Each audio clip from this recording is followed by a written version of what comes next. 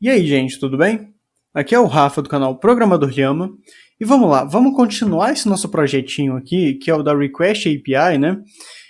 Na última aula, a gente chegou de fato a implementar um método, né, em que a gente fazia as nossas requisições em HTTP, né, a partir dessa biblioteca aqui de requests.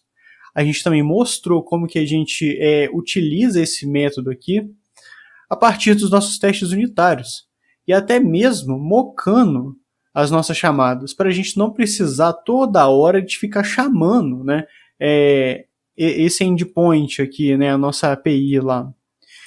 E agora a gente tem que consertar e refatorar umas partes aqui, né, nesse código, que elas assim não estão de acordo com um certo desejo que a gente gostaria.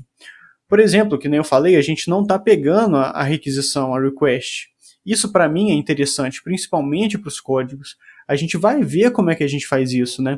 E até mesmo porque as requisições, quando dá algum tipo de valor que seriam erros, né? Por exemplo, o status code de 404, de como que a gente trata isso e faz com que o PyTest de fato lance, né, uma espécie de erro, já que aqui nas requisições ele não lança erros quando aparecem esses status codes que não deveriam ser tratados assim como umas correspondências certas, né? Então vamos lá, como que a gente vai mexer nisso aqui? Em primeiro lugar, eu tenho que mostrar aqui a documentação de novo do requests, né? E aqui mostra de fato toda a utilização básica e simples dele, tranquilamente. Mas se você vier aqui, olha, Useful Links, tem aqui, olha, Advanced Usage. E ele vai ter uma documentação um pouco mais ambiciosa, né? Um pouco mais detalhista, né? Por exemplo, caso a gente queira, de fato, mexer com cookies, né? Caso a gente queira, por exemplo, mexer em alguns parâmetros de header, de autenticação, de qualquer coisa do tipo. Isso daqui é uma utilização que eu vejo que é um pouco mais vantajosa para a gente. E esse tipo de utilização aqui, ele abre alguns parâmetros que a gente pode utilizar e pode se aproveitar desses parâmetros. Tanto que aqui na documentação também, né, a gente tem uma parte aqui em que ele mostra, né, que ele está de fato preparando uma requisição, né, preparando a sua requisição em HTTP, e depois mandando ela a partir de uma sessão. Isso aqui é um processo bem tranquilo, bem simplório. A gente vai implementar exatamente ele, né? Então vamos lá. Aquele procedimento eu quero que esteja de fato no nosso código. Eu vou apagar essa parte aqui, né? A gente daqui a pouco também vai mexer com todos as pendências em docstring e tudo mais. Tanto que eu acabei de notar uma coisa aqui, olha, que ele vai pedir para a gente colocar um CLS aqui no nosso método em vez de um self. Eu falo um pouco disso daqui lá na nossa playlist, né, de orientações a objetos em Python, né? Então vamos voltar a colocar esse CLS. Não vou colocar as docstrings por agora, mas a gente vai fazer o seguinte, olha. Eu vou colocar aqui rec de request, né? Vai ser a nossa biblioteca requests.request, ou seja, a gente vai criar aqui um escopo de qual que vai ser a nossa requisição. Vamos fazer o seguinte, olha, eu vou utilizar aqui, olha, methods e falar que o nosso método de requisição vai ser um get. Eu vou utilizar aqui, olha, URL e falar que a nossa URL de acesso vai ser essa daqui, olha, das Starships, né, que a gente está querendo trabalhar. Deixa eu apagar essa parte aqui, ok. E eu vou colocar aqui, olha, que os nossos parâmetros, que são aqueles query parameters lá que a gente já tinha falado, né, na última aula, vai ser exatamente page, a página da nossa paginação, com a nossa entrada page, ou seja, esse carinha aqui. E a partir disso, eu vou fazer o seguinte, rec prepared vai ser igual a request, né, na verdade o rec em si, ponto prepare.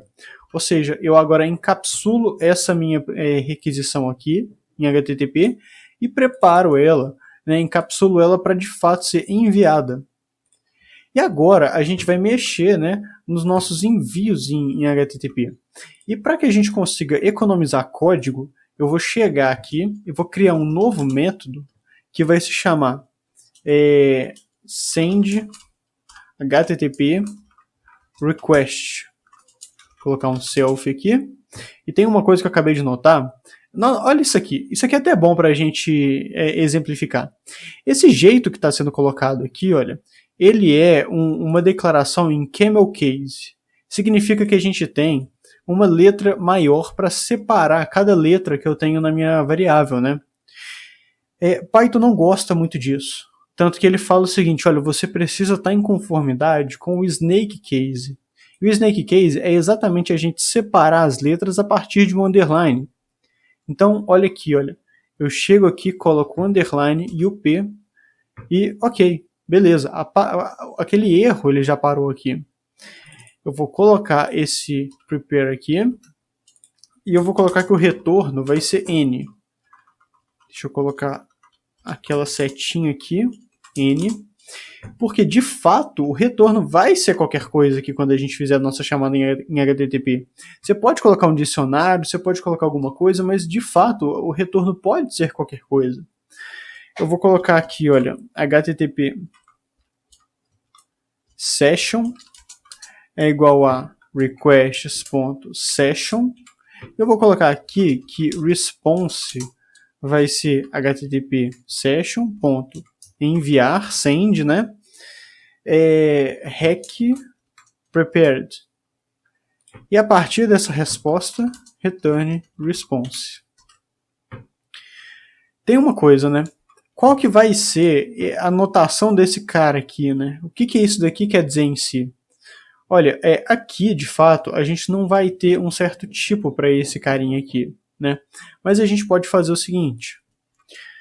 Colocar aqui, olha, um from. A gente vai importar da biblioteca requests, import request.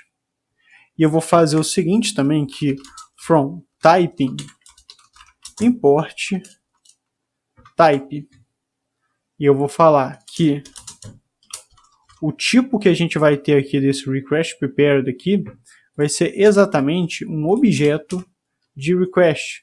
Tanto que se eu passar o mouse aqui, olha, ele vai mostrar tudo que a gente tem acesso no request prepared, né? Um parâmetro de método, URL, headers, data. Então, isso aqui vai ser um descritivo para a gente falar o que está entrando aqui, né, no nosso método. Isso daqui em si acabou, né? Vou colocar uma docstring aqui, porque esse método em si ele realmente está finalizado. Eu gosto de colocar um descritivo, alguma coisa mais ou menos assim. Prepare a session and send HTTP request. Eu gosto de falar que o meu parâmetro de entrada, que geralmente são esses elementos que estão aqui, né? Que é o request prepared, ele vai ser um request object with all params. Só isso daqui. E eu vou colocar aqui que o response vai ser HTTP response raw, falando que é a resposta crua, né?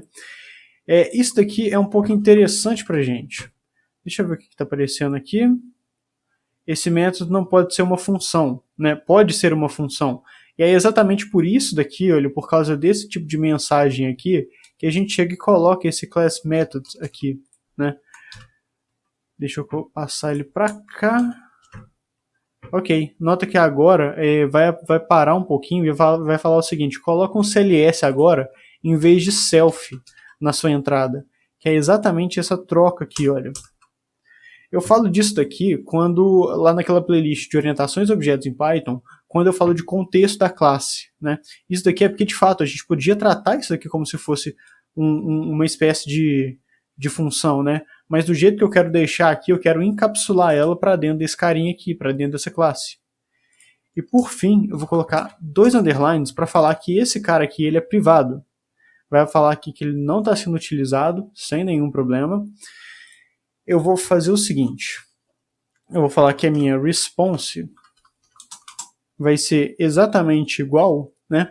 self._http Então, send HTTP request, e eu vou mandar a minha resposta preparada, a minha requisição preparada para lá. Aqui vai dar um erro, né? Por que vai dar um erro?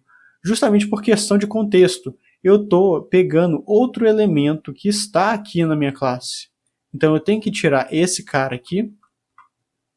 Eu tenho que colocar um self aqui agora. Beleza? Ele vai reclamar somente da docstring, sem nenhum problema. Então, olha o que está acontecendo aqui, né? A gente teve também essa discussão a respeito de contextos e esse arroba aqui, né, com class method, né? Esse elemento aqui. E agora eu vou fazer o seguinte. Antes da gente continuar em si e fazer os retornos, eu vou printar esses elementos. Request prepared. Na verdade, vamos printar só requisição. Só requisição. Eu vou colocar um outro print aqui, olha, no response. Mas para ficar um pouco mais visível, eu vou colocar response.json. Que agora fica melhor. Então, beleza. A gente acabou de fazer isso daqui. Deixa eu ver. Ele vai falar para a gente importar o typing mais para cima, né? Beleza. O PyLint realmente tem essas coisas. Ele fala para a gente agrupar as coisas em si, né? Para ficar um pouco mais legível. E vamos printar isso daqui tudo. E vamos rodar ele a partir dos nossos testes unitários. Então, essa parte aqui vamos comitar, né? Porque eu não vou querer mais ter, né, uma espécie de mock em si. Tá aparecendo um erro aqui. Ah, tá. Ele não vai fazer um retorno, né? A gente tem um método que por hora não tem um retorno. Ok. Vamos só fazer isso daqui com a nossa requisição de página igual a 1. E ele vai só printar essas informações aqui pra gente. Vou chegar aqui. PyTest-S-V. Tá fazendo a requisição. Fez. Foi até rápido agora, cara. Então, vamos abrir aqui, olha. Eu tenho, né, toda a informação que a gente tem lá dos elementos, né, que a gente recebe no nosso payload em si. E olha que aqui eu também tenho, né, toda a minha requisição em GET, né. Eu tenho a minha requisição aqui, ela está sendo retornada. Tanto que se eu chegar aqui, por exemplo, nessa minha requisição e fazer o seguinte, ponto URL, vamos colocar assim, né, e rodar de novo a nossa requisição, ele vai lá pegar, pode ser que ele demore um pouco, sem nenhum problema. A gente vai, né, com isso daqui, acessar esse elemento que está aqui dentro da nossa requisição. Então, olha só, ele passou de novo, pegou tudo aquilo que a gente queria, mas olha só, aqui terminou, né, o nosso teste, e aqui está o print, exatamente, né, da URL que ele acessou. Então isso daqui é interessante para a gente, né, porque está vindo com o nosso objeto de requisição. Beleza, era isso daqui que a gente estava querendo, né, e agora a gente vai fazer o retorno desse nosso método aqui. Mas tem uma coisa, como que a gente retorna isso daqui? Algumas pessoas, geralmente, colocariam dentro de dicionários e colocariam alguma coisa, por exemplo, assim, resposta e request e status code, né? Para esse tipo de caso, eu não gosto de colocar o meu retorno assim, justamente porque eu não quero que o retorno ele seja alterado. E em Python, a gente tem uma estrutura de dados que ela não pode ser alterada, que são as tuplas nomeadas, né? Na verdade, só as tuplas. Mas a gente também pode pegar um outro elemento que chama tuplas nomeadas, que vai ajudar a gente, né, nessa implementação em si. E como que isso funciona? Eu vou chegar aqui, olha, falar from collections import named tuple. E agora, olha só o que a gente vai fazer. Eu vou chegar aqui, definir o meu método construtor, colocar self aqui para falar que ele está, né, dentro do nosso contexto da classe, colocar none, porque de fato o retorno é um none desses caras aqui. Eu vou colocar aqui, olha, self.getStarships response é igual a named tuple. vai ser uma tupla cujo o nome em si que eu vou dar para ela vai ser get starships. E os parâmetros que vão ter dentro dessa tupla vão ser status. Vamos colocar aqui status code. Vai ser request response. Eu tenho um vídeo aqui no canal que eu falo sobre as tuplas nomeadas. E é um artifício bastante interessante caso a gente queira passar mensagens de um lugar para o outro e não quer que essas mensagens sejam alteradas. Então, na hora que a gente fizer isso daqui, a mensagem não pode ser alterada, então a gente não vai ter nenhum efeito colateral no nosso programa. Como que a gente retorna uma coisa dessas? Vamos lá. Eu vou colocar return self.getStarshipResponse de tal modo que o meu status code, né, vai ser... Agora a gente vai chegar num momento legal que a gente vai ter que definir qual que vai ser o nosso status code. E para ele é justamente response.statusCode. A gente vai ter um request que vai ser exatamente igual, né, à nossa requisição. E eu vou ter a minha resposta que vai ser exatamente igual. Eu vou colocar aqui response.json. Eu quero só o dado que está ali dentro. Beleza, a gente tem isso daqui, né? Agora aqui no nosso arquivo de teste, vamos colocar assim, olha, const, né? Minha veia de JavaScript aqui, né?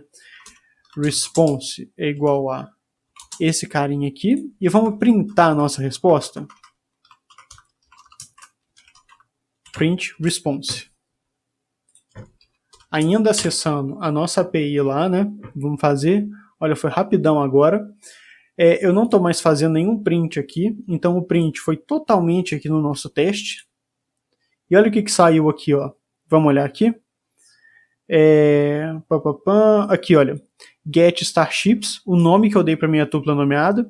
Status code 200, o status code que eu falei. O request, que é exatamente esse elemento aqui, ó, de request, e response, que é a resposta que a gente desejou, né? Então olha que agora a gente formatou os nossos dados de um modo interessante para sair, né, dessa nossa classe aqui. Tanto que a gente pode chegar aqui e fazer o seguinte, né? Fazer os nossos testes agora de fato vendo qual que vai ser o comportamento desse método. E qual que é o comportamento dele em si? Eu quero ver se ele de fato está chamando o método que eu quero, com o parâmetro que eu quero e com a URL que eu quero. Vamos lá, como que a gente vai fazer testes para esse tipo de caso aqui? A gente vai chegar e vai fazer o seguinte, olha, eu vou pegar qualquer página, page igual a 1, eu vou colocar aqui a minha page que vai ser enviada para esse método, vai ser page, né? Eu vou também aqui, olha, fazer o seguinte, assert, vamos fazer o seguinte, vamos trocar daqui para get starships, acho que esse nome fica um pouco mais descritivo, né? Response, ou seja, a resposta de pegar, né, as nossas starships. Então eu vou colocar aqui, olha, get starships response ponto request ponto method. Eu quero ver se esse método de fato foi um get. Deixa eu ver o que está acontecendo aqui. Ah, claro, questão do snake case de novo, né? Olha, eu cometendo o mesmo erro aqui. Vamos colocar aqui, beleza?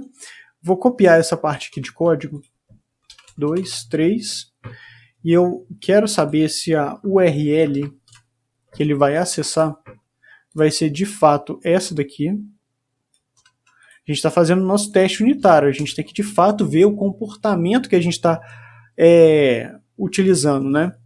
E eu vou colocar aqui, olha, que eu quero ver se os meus parâmetros vão ser exatamente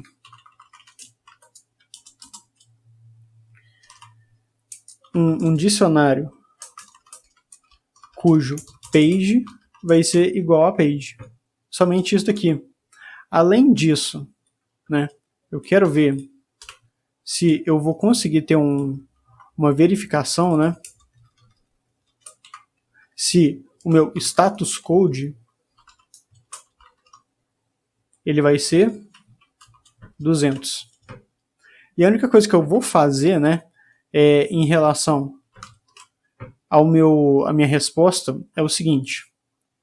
Nota que quando eu faço essa requisição, né, a única coisa que eu quero é que esse response não seja nulo.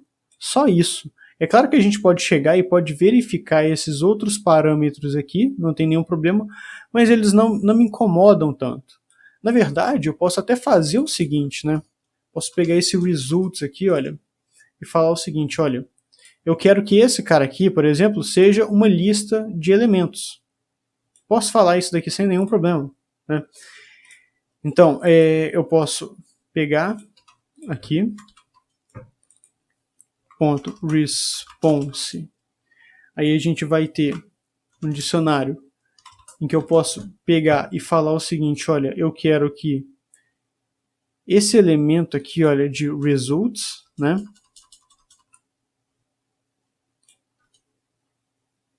Vamos colocar aqui. Ele não seja nulo, ou seja, ele seja uma instância de alguma outra coisa. E a gente tem um método aqui que ele é muito interessante, que chama, vamos colocar ele aqui, isInstance. Então a gente vai verificar só se a gente tem um retorno de resultados e se ele é uma instância de uma lista. Só isso daqui, né, que eu acho que é um teste que é mais interessante. Vamos fazer agora, né, de novo, os nossos testes. Agora eu não estou printando, eu quero ver se de fato vai atender isso daqui tudo. Vamos lá. Beleza, passou. Então, quando ele passou, ele fez todas essas verificações aqui, olha, e me confirmou que de fato está acontecendo isso daqui. Eu estou chamando esse meu método aqui pelo método get, eu estou fazendo a requisição com get. Se eu colocar aqui, por exemplo, olha, post, aí eu estou verificando um comportamento errado, né? Vai dar erro esse teste aqui, ele vai entender que aquilo dali não foi um get, né? Tá aparecendo exatamente aqui. E para que a gente coloca esse teste aqui desse jeito? Ora, é para um caso, né, a gente for, de fato, mexer nesse elemento aqui, nesse nosso método aqui, né, e a gente ter que continuar com com toda a nossa lógica que a gente colocou, né, com todo o nosso comportamento. Ou seja, o nosso método aqui, ele de fato faz o acesso com get, ele utiliza isso daqui tudo para fazer os acessos, né, e eu quero que esse comportamento fique assim. Caso chegue alguma outra pessoa, por exemplo, sabe aqueles estagiários meio doidão, né? Chega e faz o seguinte, né? Post, vai lá e mexe aqui no método. O teste vai falhar. E aí você vai ver que o comportamento não está de acordo com aquele que você colocou no seu teste. Então você vai conseguir ter uma maior visibilidade de qual que vai ser o erro no seu código no futuro. Isso daqui eu vejo que é um jeito mais interessante da gente continuar mexendo com isso daqui. Bom, gente, eu vou parar a aula por aqui. Eu acho que já tem conteúdo demais, né? Vou só fazer um commit e a gente vai continuar na próxima aula. E na próxima aula a gente vai fazer o outro caso desse método aqui, que é exatamente o erro, né? Eu tenho que mostrar como que a gente vai, de fato, personalizar um erro e como que a gente vai testar um erro aqui no PyTest. Bom, gente, era isso. Muito obrigado e até a próxima.